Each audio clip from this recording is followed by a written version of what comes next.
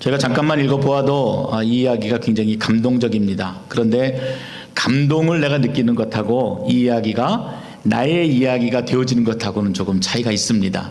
그래서 여러분들에게 이 이야기가 나의 이야기가 되어줄 수 있는 아주 좋은 글 하나를 좀 먼저 소개하고자 합니다. 이 글은 오래전에 미주 쪽에 있는 크리스찬 신문사에서 나온 글인데, 이제 교회 나온 지 얼마 안 되신 여자분이세요. 그런데 이제 교회 안에서 봉사를 하면서 느꼈던 일들을 글로 적은 내용입니다. 오늘 우리가 함께 생각해 볼 주제하고 적합한 것 같아서 여러분에게 소개하는 것입니다.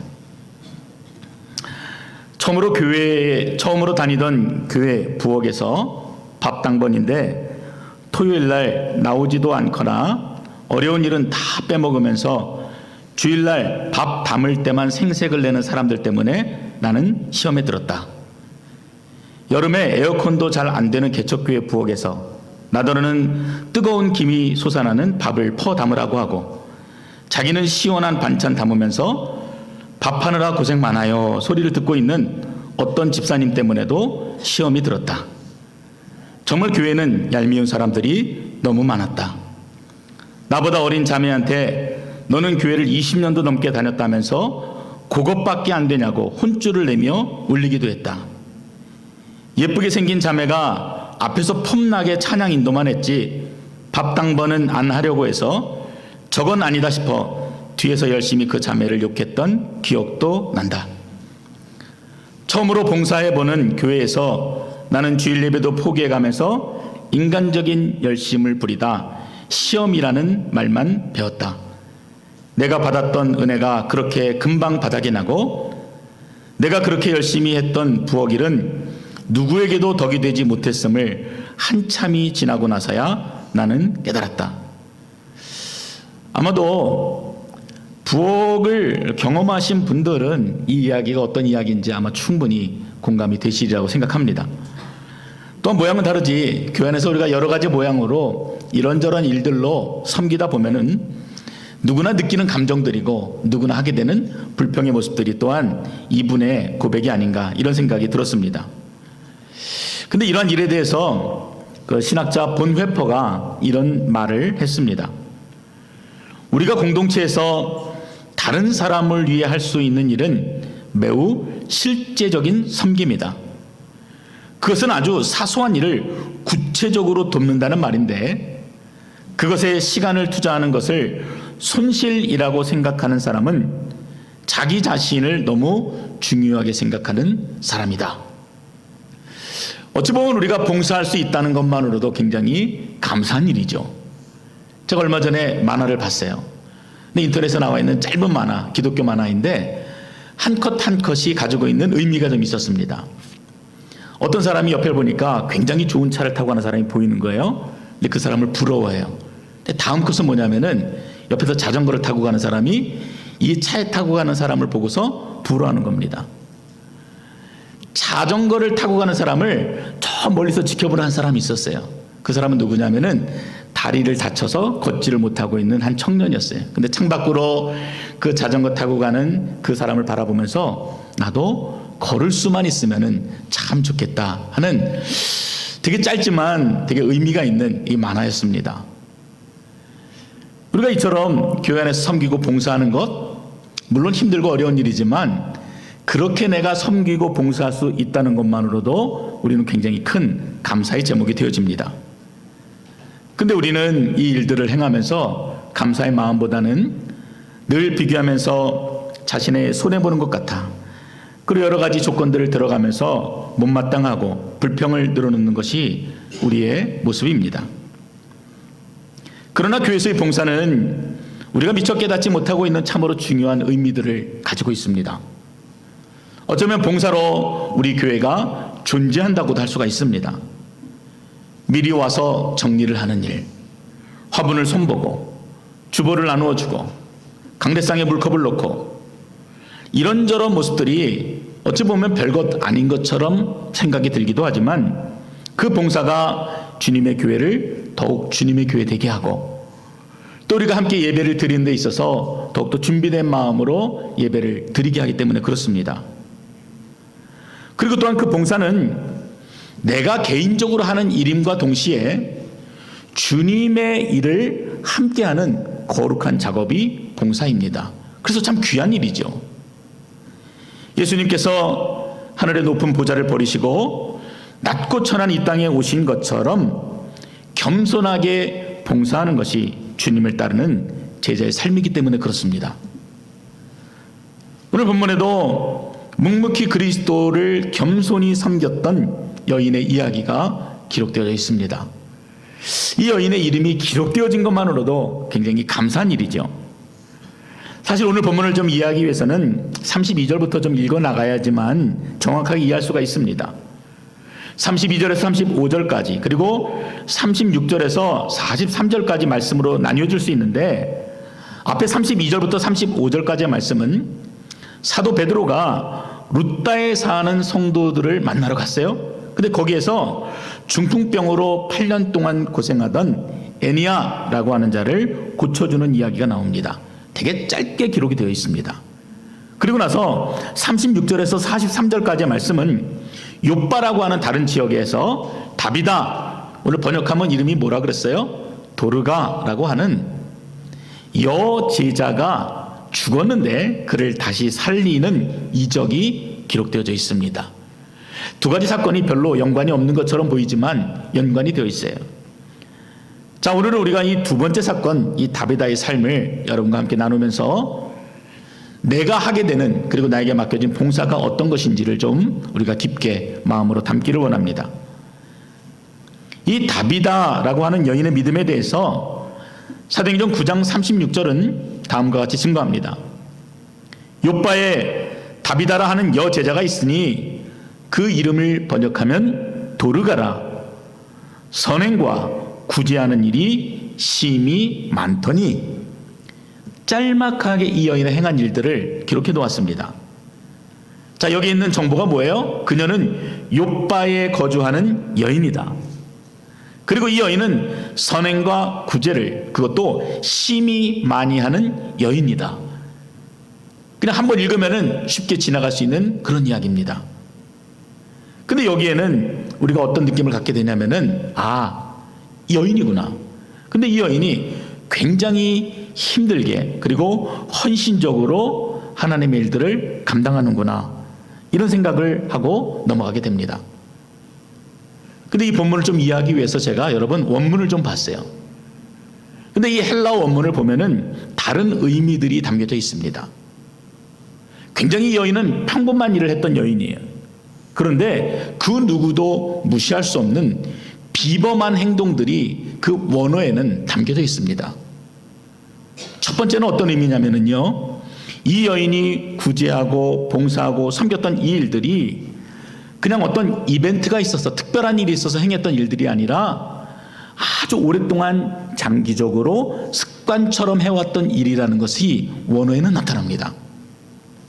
두 번째는 어떤 의미가 있냐면요, 이 다비다의 선행과 구제가 특별한 일들이 아니라, 나만 할 수 있는 어떠한 특별한 기술적인 일이 아니라 굉장히 평범한 섬김이었다라는 것입니다. 근데 성경이 그 일들을 기록하고 있습니다. 이 다비다가 보여준 이 봉사는요, 누구나 할 수 있는 그런 일들이었어요.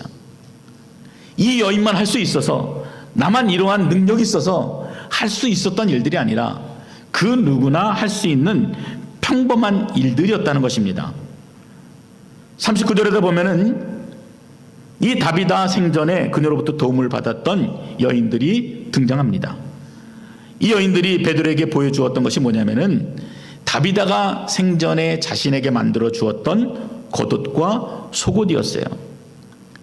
다비다가 사용한 재능은 뭐냐면은 아주 특별했던 것이 아니라 바로 이 바느질하는 재능이었던 것이에요. 당시 여인이라면 누구나 할 수 있는 그런 일이었습니다. 아주 평범하고 일상적인 재능이었습니다. 그러나 다비다는 누구나 마음만 먹으면 할 수 있는 그런 재능을 통하여서 선행과 구제를 꾸준히 행하였고 지속적으로 하나님 앞에 영광을 돌리는 삶을 살았다. 그 일이 굉장히 귀하고 값진 일이었기에 오늘 성경이 우리에게 말하고 있는 것입니다. 이 다비다라고 하는 여인은 분명 작은 여인입니다. 어쩌면 세상 가운데서 보잘것없는 연약한 여인의 하나일지도 모릅니다. 분명 적은 일에 충성했던 여인이에요. 그러나 성경은 이 여인의 믿음을 결코 작지 않다, 이 여인이 하나님 앞에 보여준 충성은 크다라고 말하고 있고, 그래서 이 여인이 죽어서도 많은 사람들의 입술을 통하여서 끊임없이 그 믿음이 전파되어지고 오늘 우리 귀에도 들리게 되었다라고 말하는 것입니다. 자, 그렇다면 우리가 좀 더 자세하게 이 내용들을 살펴보아야 되겠죠. 다비다가 보여준 선행과 구제, 그 이유와 동기가 무엇이냐를 먼저 좀 살펴보겠습니다. 우리가 어떤 일을 할 때요, 거기는 반드시 그 일을 하게 되는 동기가 있습니다. 그리고 그 동기는 과정이나 결과에 지대한 영향을 끼치게 됩니다. 학생들이 공부를 하게 되는데 가끔 물어봐요. 너는 왜 공부하니? 그럼 돈 많이 벌려고요. 돈 많이 버는 게 동기가 되어서 공부를 하는 거예요. 근데 우리 크리스찬들은 어떻습니까? 내가 돈을 버는 목적, 내가 공부하는 목적은요, 하나님 앞에 영광이 되기 위해서 공부를 열심히 하고 돈도 열심히 버는 것입니다. 동기가 순수하고 건전하게 되면은 그 과정과 결과는 영향력으로 오래 남을 수 있게 됩니다. 그러나 그 동기가 불순하면은 그 과정과 결과는 희색되고 의심받으며 비난의 대상이 되어버리기 마련입니다. 지금 오늘 본문에 나오는 이 다비다는 굉장히 적은 재능을 가지고 있어요. 그럼에도 불구하고 성경이 이 여인의 선행과 구제를 기록하고 있는 이 여인의 동기는 순종이었습니다. 구약의 말씀에 대해서 순종했던 여인, 예수님의 가르침에 대해서 순종했던 여인, 그리고 신약교회가 그토록 강조하고 가르쳤던 그 모든 일들에 있어서 순수한 마음으로 받아들이고 순종했던 여인, 이 여인의 순종을 오늘 본문이 되게 귀하게 말하고 있다는 것입니다. 이 다비다라고 하는 이 여인은요, 그 이름으로 보면은 유대인이 맞습니다. 그리고 또 뭐라 그러냐면 이 여인이 여제자 이렇게 돼 있죠. 유대인으로서 예수님을 따르는 여자 제자였다. 여인이라고 하지 않고 제자라고 했다. 굉장히 그 공동체 안에서도 그 믿음이 인정받았던 사람으로 보이는 것입니다. 우리로 얘기하면은 권사, 장로 이런 직분을 가진 자와 마찬가지겠죠. 한 여인이 초대교회 공동체 안에서 이토록 믿음이 인정을 받았다는 것, 그것이 이 여인이 보여주고 있는 모습입니다. 굉장히 신실한 여제자예요. 근데 문제가 생겼어요. 이 다비다가 그렇게 많은 사람들로부터 칭찬받고 존중을 받았는데 갑자기 병들어서 죽게 되었습니다. 그리고 그 교회 공동체는 가눌 수 없는 슬픔에 힘겨워하고 있었습니다. 일반적으로 유대인들은 사람이 죽으면은 24시간 이내에 시체를 처리하는 것이 관습이었습니다. 시체를 그 자리에 두는 것이 부정한 일로 여겼기 때문입니다. 그러나 다비다와 함께했던 다른 제자들은 그 관습에 따라서 시체를 처리하기 전에 간절한 기대를 가지고 베드로에게 다가갔던 것입니다. 어떤 마음이었을까요? 할 수만 있다면 이 귀한 여인을 좀 다시 살려주십시오. 하나님 하실 수만 있다면은 교회 공동체를 위해서 헌신했던 이 선한 마음을 가진 이 여인이 다시 살아났으면 좋겠습니다. 그 기대지요. 그 기대를 가지고 베드로를 찾아간 것이에요. 여러분, 이것만 보아도 교회가, 또 교인들이 이 여인을 얼마나 사랑하고 이 여인의 믿음을 얼마나 귀하게 여겼는지를 볼 수 있는 대목입니다. 누구는 죽으면은 잘 죽었다 이런 얘기 듣는 사람도 있잖아요. 근데 이 여인의 죽음에 대해서 모두가 지금 안타까워하고 있습니다. 여러분, 저는 꿈꿉니다. 우리 베들교에 속한 모든 성도들이 잘했다 칭찬받고 또 주님 앞에 갈 때도 영광스러운 모습으로 만날 수 있기를 저는 기대하고 소망합니다. 벌써 9년이 지났지만 2010년 9월 2일에 소천하신 고 오카는 목사님이 세상을 떠나실 때 교회가 굉장히 좀 많이 슬퍼했습니다. 저도 이제 그 교회의 멤버십이었기 때문에 그걸 잘 알죠. 근데 단지 교회만이 아니라 함께 있었던 모든 한국에 있던 교역자들, 또 전 세계에 있던 디아스포라 교회 목회자들이 함께 애통해했습니다. 근데요, 우리가 좀 주목해 볼 내용이 사실 있었어요. 뭐냐면은 교회만이 아니라 세상에 있는 일간 신문들이 이 오카는 목사님의 죽음에 대해서 함께 슬퍼하며 특집 기사로 다뤘다는 것입니다. 굉장히 특별한 일이었어요. 여러분, 제가 제목만 좀 읽어드릴 텐데 한번 들어보시기 바랍니다. 동아일보는 뭐라 그랬냐면요, 대형교회 세습 고리 이끄는 큰 반향, 기품 갖춘 설교의 모범 답안으로 불려. 중앙일보는 가난한 마음을 지향한 교회의 나침반, 보수 진보 개신교 모두에게 존경받아. 신도 9명과 함께 목회 시작, 교인 신앙 깊게 하기에 헌신, 대형 교회들 세습 논란 속에 담임 목사직 후배에게 넘겨. 조선일보는요, 신도 스스로 작은 예수 되라고 강조한 시대의 목자, 신앙과 삶을 일치하라, 제자훈련 전파의 한평생, 개신교 지도자로 존경. 기독교 신문인 국민일보는요, 그리스도를 닮은 평신도 세상에 세우고 돌아가다. 말씀의 삶 따르는 제자훈련과 세상 변혁 주체로 교회 갱신을 목회 방향으로 축약. 65세의 조기 은퇴, 한국교회 영적 멘토로 활약. 한국교회의 부흥과 성숙에 크게 기여하신 분. 교회에서만이 인정이 된 것이 아니라 세상 사람들에게도 인정이 되는 죽음을 맞이했던 한 목회자의 모습이었습니다. 제가 그 기사를 읽으면서 나에게도 그런 꿈이 생겼어요. 나도 죽을 때 비록 많은 사람들이 알아주지는 않겠지만 그렇게 주변 사람들에게 영향력 있는 자로 죽고 싶다 하는 소망을 가지게 되었습니다. 여러분, 이 다비다에게도요, 그런 모습이 나타났어요. 오늘 이 다비다가 지속적으로 구제하고 선행했던 그 결과를 오늘 본문이 기록하고 있기 때문에 그렇습니다.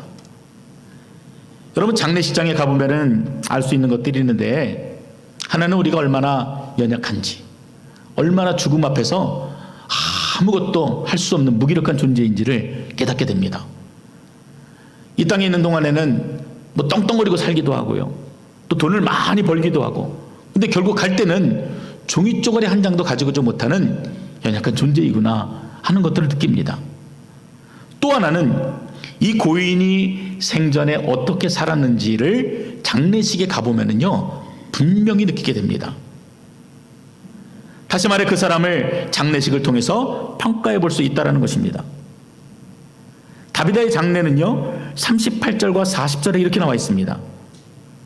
룻다가 욥바에서 가까운지라 제자들이 베드로가 거기 있음을 듣고 두 사람을 보내어 지체 말고 와달라고 간청하여 베드로가 일어나 그들과 함께 가서 이르매 그들이 데리고 다락방에 올라가니 모든 과부가 베드로 곁에 서서 울며 도르가가 그들과 함께 있을 때에 지은 속옷과 겉옷을 다 내보이거늘 베드로가 사람을 다 내보내고 무릎을 꿇고 기도하고 돌이켜 시체를 향하여 이르되 다비다야 일어나라 하니 그가 눈을 떠 베드로를 보고 일어나 앉는지라.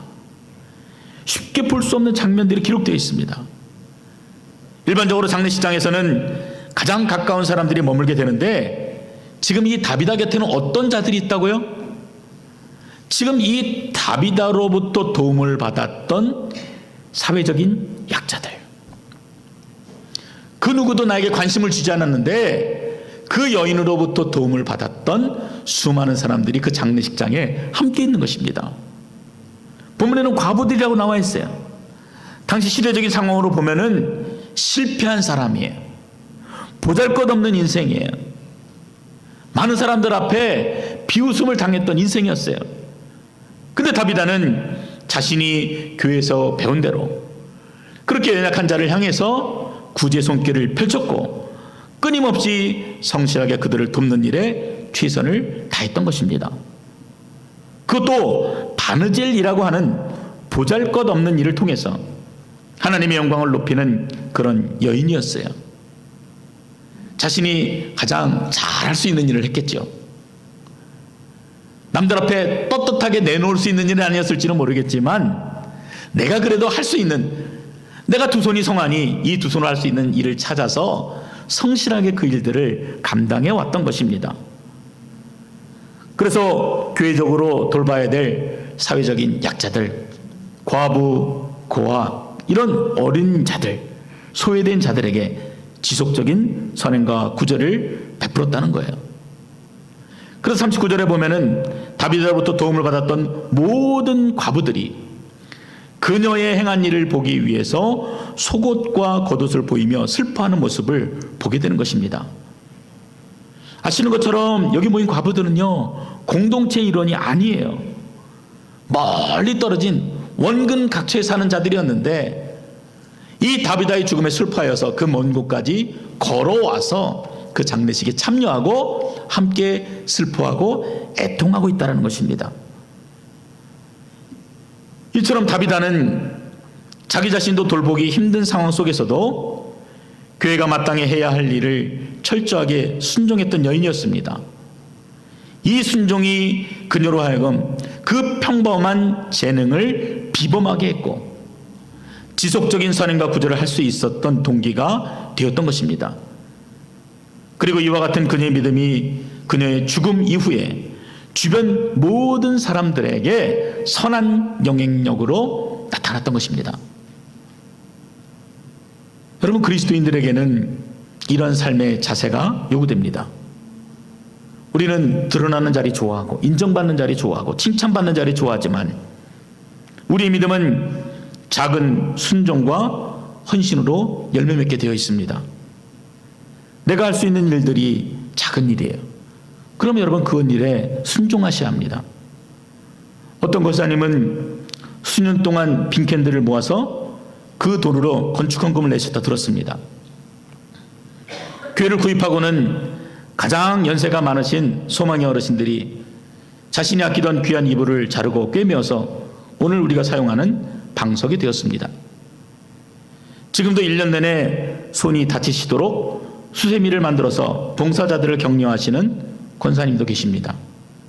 어떤 분은 행정적인 도움으로, 어떤 분은 교회의 비품들을 구입하고 고치고 설치하는 일들로, 어떤 분은 눈을 치우고 또 교회를 내 집처럼 가꾸면서 화분을 가꾸는 일들로 각자의 자리에서 내가 할 수 있는 작은 일들로 성실히 교회를 섬기십니다.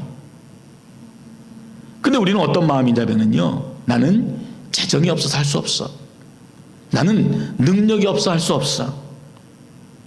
나는 이것도 없고 저것도 없고 저 사람은 하나 안 하는데 내가 왜 그 일을 해야 되냐는 이런저런 변명들을 들어보면서 봉사하지 않는 것이 우리의 연약함입니다.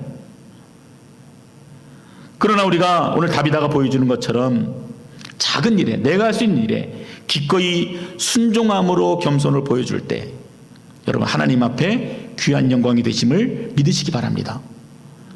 우리 주변에 있는 사람들이요, 그것을 보고 그리스도를 바라보게 되는 거예요.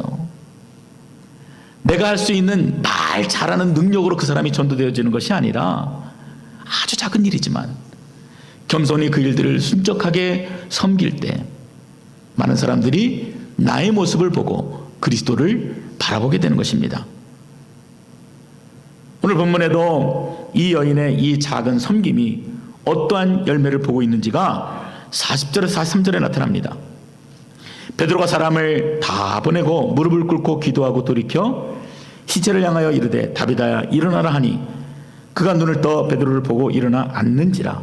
베드로가 손을 내밀어 일으키고 성도들과 과부들을 불러들여 그가 살아난 것을 보이니 온 욥바 사람이 알고 많은 사람이 주를 믿더라. 베드로가 욥바에 여러 날 있어 시몬이라 하는 무두장이의 집에서 머무니라. 아멘. 얼핏 보면은 베드로의 이적을 통해서 많은 사람들이 예수 그리스도를 믿었다라고 단언하게 되지만, 여러분, 이 이전에는요, 이 여인이 평생도록 순수하게 섬겼던 그 귀한 섬김과 봉사가 깔려 있었던 거예요. 하나님께서는 다비다를 죽음으로부터 부활시켜 주셨습니다. 하나님께서 그녀를 사랑하고 인정하신 거예요. 그녀의 모든 손길을 하나님이 받으신 거예요. 이 일로 인해서 많은 요파 사람들이 주를 믿게 하셨습니다. 온전히 하나님 앞에 영광이 되게 하신 거예요. 물론 성경에는 부활 이후에 다비다에 대해서 구체적인 기록을 기록하고 있지 않습니다. 그러나 그 이후에 이 다비다가 어떻게 살았는지 말은 없어도 우리는 충분히 상상할 수 있습니다. 여러분, 이것이 바른 믿음이고 바른 순종입니다. 많은 일을 하고 많은 헌금을 해서 하나님 앞에 큰 일을 하고 영광을 드리는 것이 아니라, 자신이 할 수 있는 영역에서 아주 작은 일이라 할지라도 최선을 다해 섬기고 순종함으로 자신이 아닌 하나님을 드러내고 증거가 되어지는 것, 그것이 바로 바른 믿음입니다. 여러분에게 처음에 소개했던 이 초신자의 글을 좀 더 읽어드리겠습니다. 그 후에 미국 교회에서 마르다의 세상에서 마리아로 살아가기라는 책을 가지고 성경 공부를 할 때였다. 마르다가 예수님더러 자기의 일을 도와주지 않는 마리아에 대해 불평을 하자 예수님께서 이렇게 말씀하셨다. 마르다야, 마르다야, 너는 너무 여러 가지 것 때문에 마음이 상하는구나. 꼭 한 가지만 필요할 뿐인데 말이다. 하나님께 대한 예배가 정말 필요한 것인데, 하나님과의 1대1 만남이 정말 내게 필요했던 것인데, 나는 마르다처럼 주변 일에 바빠서 나를 도와주지 않는 마리아만 얄미워하고 있었다는 것을 깨달았다. 나의 봉사는 사람들한테 인정받으려 했던 행위였을 뿐, 주님이 원하시는 것은 나와의 1대1 만남이었다. 참 적용을 잘하시죠? 여러분, 말씀을 보고 나서요, 적용하실 때 이렇게 하셔야 돼요. 그때 내게 필요한 것은 부엌에서 밥을 잘 지어서 교회에 생색내는 것이 아니었다. 예수님과의 더 깊은 만남, 예배의 시간이었다는 것을 뒤늦게야 깨달았다. 이제 신앙생활 7년차가 되는 나는 이제 봉사가 무섭다는 생각이 든다. 남들의 주목 없이 혼자서 묵묵히 하는 일에는 힘이 딸리고 은혜가 딸려서 잘할 자신이 없고, 내가 잘할 수 있는 일을 하자니 주님을 기쁘게 해드리고자 하는 봉사가 아니라 혼자 으쓱한 기분이 들까 꺼려진다. 지금은 내 아들이 어리고 풀타임 직장이 있는 데다 남편 섬기는 것도 잘 못하니 일단 가정부터 잘 꾸리는 게 옳겠다는 생각에 큰 일을 안 맡으려 몸을 사리고 있다. 그러나 이처럼 나의 생각과 판단은 늘 옳지 않을 때가 더 많다. 옳지 않은 생각과 판단으로 최선을 다해 보았자 옳지 않을 뿐이다. 그런데 당시에는 그것도 모르고 최선을 다하지만 채워지는 것이 아니라 바닥만 드러날 뿐이다. 나는 우리가 완전하지 못해서 하나님을 기뻐하시지 못하게 하는 것이 아니라 생각한다. 내가 옳지 못하다고 하는 것을 아는 나를 하나님이 기뻐하시리라고 생각하는데, 그렇다고 아무것도 안 하고 가만히 있자니 가진 달란트를 그대로 땅에 묻었던 게으른 종이 나구나 싶다. 내가 모든 것을 다 잘할 수는 없다. 돈 받고 가르치는 학교에서도 능력 있는 선생에, 집에서는 두 어린 아이들의 간식을 직접 만들어주는 자상한 엄마에, 남편을 잘 섬기는 좋은 아내에, 남의 어려움을 돌봐주는 친절한 이웃에, 거기에 책임감이 확실한 매주일의 봉사자까지 내가 이 모든 걸 어떻게 다 만족시키랴 싶다. 시간이 딸리고 능력이 딸린다. 그래서 그 모든 것 위에 주님과의 시간을 두련다. 그러면 나머지는 어떻게 잘 되지 않을까? 아직은 잘 모르지만 그런 생각을 해본다. 참 귀한 적용이고 결단인 것 같습니다. 말씀을 읽고 나서도 어떻게 내가 삶에서 이 일들을 적용할지를 현실적으로 보고 할 수 있는 작은 일들부터 순종하며 나가는 것입니다. 여러분, 우리의 봉사가 그래요. 우리는 봉사하기 전부터 우리 마음이 다쳐버려요. 하면서도 상처를 받아요. 시험 들어요. 그러나 이 봉사가 하나님께 얼마나 귀한 일이 되어지고 내가 좋은 동기를 가지고 섬기게 될 때 이 일들을 통해서 어떻게 교회가 살아나고 주변이 예수 그리스도로 확산되어지는지를 알게 되면은 여러분, 그 일이 결코 슬프고 시험이 되는 일이 될 수가 없습니다. 여러분, 우리 마음을 바꾸는 일이에요. 여러분이 할 수 있는 작은 일들을 찾아보시기 바랍니다. 그리고 그 자리에서 하나님을 기쁘시게 하는 그 일로 주님 앞에 온전히 영광이 되시고, 또 그래서 여러분의 믿음도 날로 성장이 되는 귀한 은혜가 있으시기를 주님의 이름으로 축원드립니다.